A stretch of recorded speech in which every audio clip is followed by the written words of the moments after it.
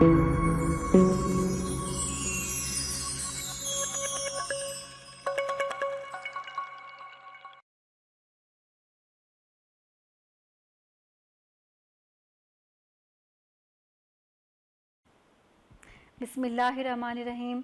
अज़ीज़ तलबा अस्सलाम वालेकुम। मैं Shazia Yasmin Britain international college से आपको उर्दू के लेक्चर नंबर 6 में खुश आमदीद कहती हूँ। अज़ीज़ तलबा, इससे पहले आपके 5 लेक्चर हो चुके हैं जिसमें आपने मुकम्मल तफसील के साथ पेपर पैटर्न, उसके बाद फिर नज़्म हम और उसके बाद फिर आपने शेरी इस्तिलाहात को अच्छे तरीके से समझा। आज का जो हमारा लेक्चर नंबर 6 है वो है दरख्वास्त निगारी पे।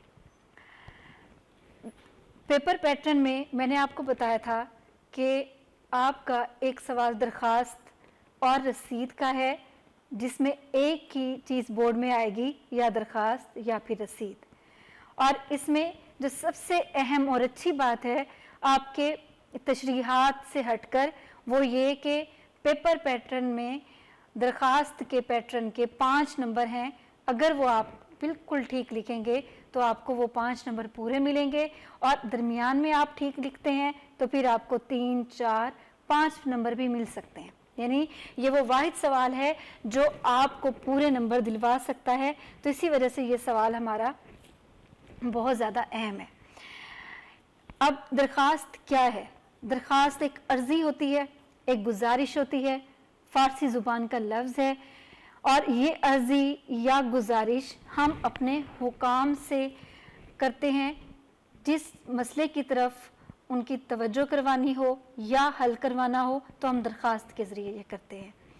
अब दरख्वास्त का पैटर्न क्या है, इसमें आपको ये समझाना, तो आप शुरू से दरख्वास्त लिखते आ रहे हैं, लेकिन बाज़ औक़ात स्टूडेंट्स फिर भी गलतियां कर जाते हैं और असल जो पैटर्न होता है उसको नहीं समझ पाते। तो सबसे पहले मैं ये बताऊंगी कि वो कौन सा पैटर्न है जिसको आप देखकर पूरे 5 नंबर हासिल कर सकते हैं।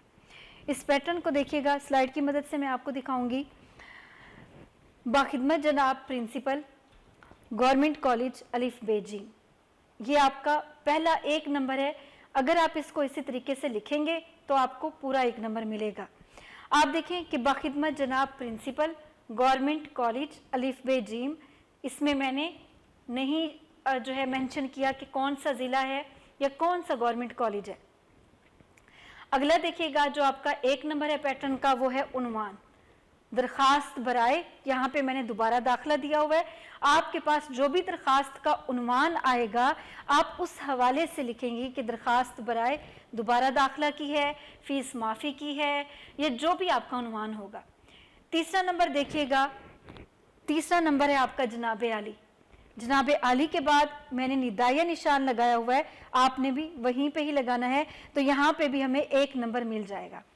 इसके बाद देखिएगा कि मैंने मौत बना गुजारिश लिखा हुआ है, लेकिन ये इसका कोई नंबर नहीं है। ये सिर्फ मैंने इस वजह से लिखा है कि जो बच्चे जाल या जे की गलती कर जाते हैं वो ना करें कि असल लफ्ज़ क्या है। पेपर पैटर्न में आपका जो चौथा नंबर होगा वो होगा अल आरिज का। अल आरिज के बाद अगर आपका ताबे फरमा, फरमा बरदार या इस तरह का कोई लफ्ज़ लिखते हैं तो उसका कोई नंबर नहीं है। आपका जो नंबर है वो है अल आरिज का। अब अल आरिज की जगह दरख्वास्त गुजार भी लिख सकते हैं, दोनों का एक ही मानी है, अल आरिज का भी और दरख्वास्त गुजार का भी। इसी तरह से अल आरिज के बिल्कुल दाएं साइड पे दाएं तरफ आप तारीख लिखेंगे। तारीख आप उर्दू में इस तरह से भी लिख सकते हैं और आप हिंसों में भी लिख सकते हैं, दोनों तरह से आपकी ठीक है। आपने 1 नंबर लेना है तो आप इस तरह से, अगर आपको लिखने का तरीका नहीं आता तो आप हिंसों में भी लिख सकते हैं। इस चीज़ में एक चीज़ का ख्याल रखिएगा, अक्सर जो तलबा हैं वो क्या काम करते हैं कि इसके साथ उर्दू में तारीख, मोरखा, इस तरह के लफ्ज़ लिख देते हैं, तो उसकी ज़रूरत नहीं है। जब आप तारीख लिख रहे हैं तो उन अल्फाज से गुरेज करें। यह है आपका बिल्कुल सही पैटर्न जिसमें आप 5 नंबर लेंगे और 5 नंबर के मुताबिक ये आपका अब जो मौजूदा बोर्ड में पैटर्न है वो यही है। इसके अलावा इसमें मैं आपको जो इसका नफ्स मज़मून होगा उसके मुतालिक ये समझाऊंगी। 2 से 3 पैराग्राफ बनाएं और اگر آپ کی درخواست کا عنوان ایسا ہے جو 1.5 صفحے پہ جاتا ہے تو آپ اس کو بھی پیراگراف کی صورت میں لے کے جائیں. اگر آپ کا 1 صفحے پر مبنی ہے وہ مواد تو آپ اس کو بھی پیراگراف کی صورت میں دیں تو وہ زیادہ اچھا لگے گا. اب میں آپ کو اس طرف لے کے جاؤں گی جس طرح سے جو غلطیاں اسٹوڈنٹ کرتے ہیں درخواست میں. آپ کو میں نے پہلے اصل درخواست اس لیے بتائی ہے کہ آپ کو پتا ہو کہ یہ ہے. اب آپ کو ان غلطیوں کی نشاندہی کرواؤں گی, پھر آپ کو مزید وضاحت ہو جائے گی کہ ہم نے کون سی غلطی نہیں کرنی. باخدمت جناب پرنسپل صاحب. اب دیکھیے گا کہ جناب پرنسپل صاحب, جناب کا کیا مطلب ہے؟ جناب کا مطلب ہے صاحب. تو پھر جب آپ پرنسپل صاحب لکھیں گے تو پھر یوں ہو جائے گا باخدمت صاحب پرنسپل صاحب. تو یہ وہ پہلی غلطی ہے جو طلبہ کرتے ہیں اکثر. آپ نے اس کو نہیں دہرانی, اس کو نہیں کرنا. طریقہ وہی تھا کہ آپ ایک چیز کا استعمال کریں گے, آپ لکھیں گے باخدمت جناب پرنسپل گورنمنٹ کالج الف ب ج, یا لکھیں گے باخدمت پرنسپل صاحب گورنمنٹ کالج الف ب ج. آپ نے کسی کالج پرائیویٹ ادارے کا کسی کالج کا نام بھی آپ نے نہیں مینشن کرنا, صرف آپ یہی لکھیں گے گورنمنٹ کالج. اس کے بعد اگلا آپ دیکھیے گا کہ عنوان جو ہے وہ اسٹوڈنٹس بھول جاتے ہیں, نہیں لکھتے. آپ دیکھیں کہ عنوان کا ایک نمبر ہے تو وہ بھی آپ کو ضرور لکھنا ہوگا. عنوان ہمارا کیا ہوگا؟ درخواست برائے جو بھی آپ کا ٹاپک ہوگا آپ اس کے مطابق دیں گے, جیسا کہ میں نے آپ کو پہلے درخواست کے نمونے میں وہ بات سمجھائی تھی. تیسرا جو آپ کا نمبر ہے وہ ہے جناب عالی.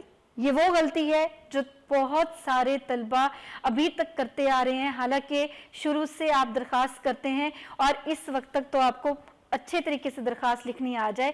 جناب عالی میں کیا کرتے ہیں کہ لام کے اوپر کھڑی زبر لگا لیتے ہیں, یہ جو کہ نہیں لگانی ہوتی.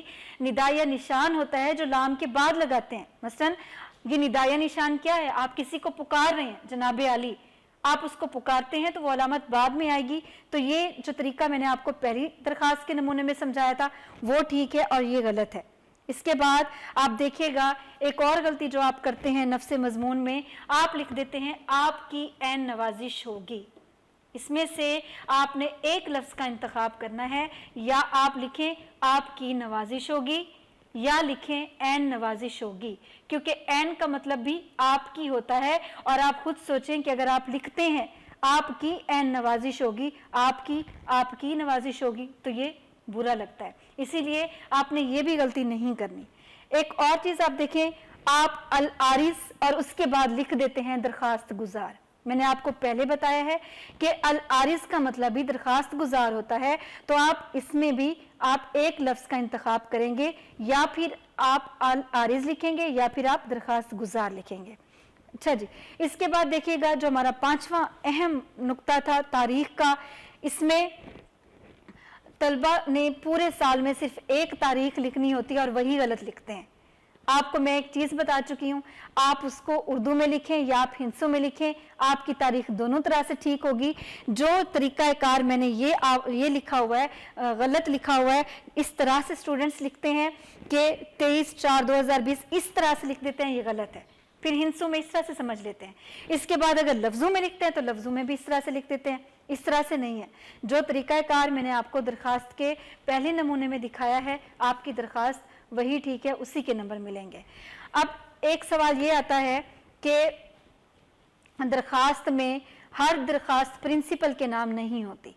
اب پوری درخواست میں جو آپ کا نمونہ تحریر ہوگا وہ وہی رہے گا جو کہ میں نے آپ کو سمجھایا ہے پہلے نمونے میں کہ درخواست میں ویسا نہ ہوگا, لیکن جو آپ لوگوں نے لفظ چینج کرنا ہے, جس کی تبدیلی ہوگی, جو آپ تبدیل کریں گے وہ آپ کی صرف پہلی لائن ہوگی باخدمت جناب کے بعد. مثلا جو آپ کو درخواست کا عنوان دیا جائے گا آپ اس کے مطابق وہ نام لکھتے جائیں گے.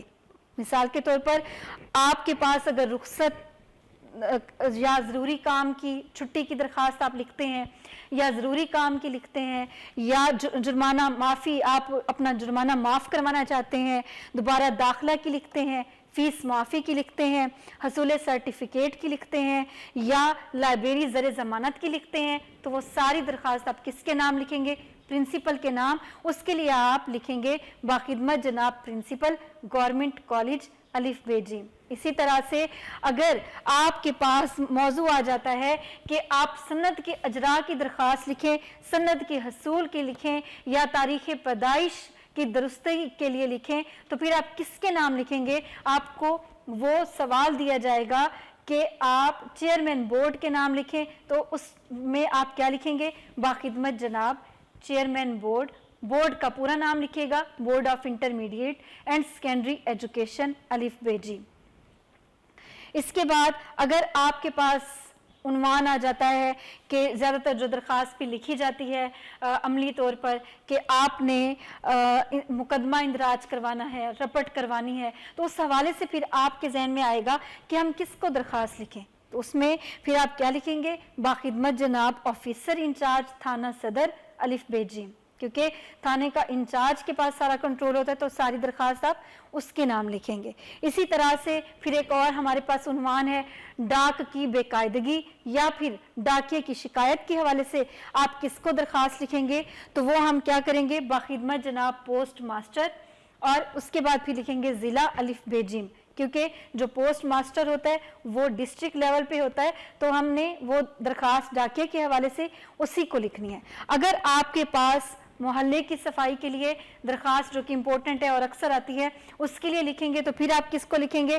آپ ہیلتھ آفیسر کو لکھیں گے، باخدمت جناب ہیلتھ آفیسر میونسپل کارپوریشن الف بے جیم۔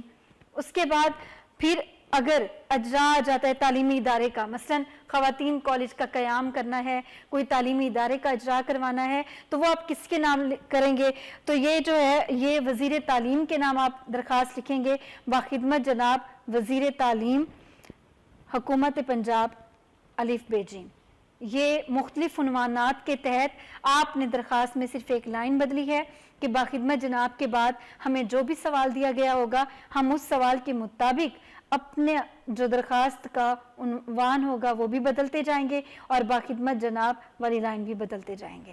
امید ہے کہ آپ کو درخواست سمجھ میں آ گئی ہوگی۔ جو اہم نکات میں نے آپ کو بتائے ہیں آپ نے ان کو ذہن نشین رکھنے ہیں تاکہ آپ صحیح درخواست لکھ کر اپنے مکمل نمبر لے سکیں۔ اگلے لیکچر کے ساتھ میں پھر حاضر ہوتی ہوں۔ اللہ حافظ۔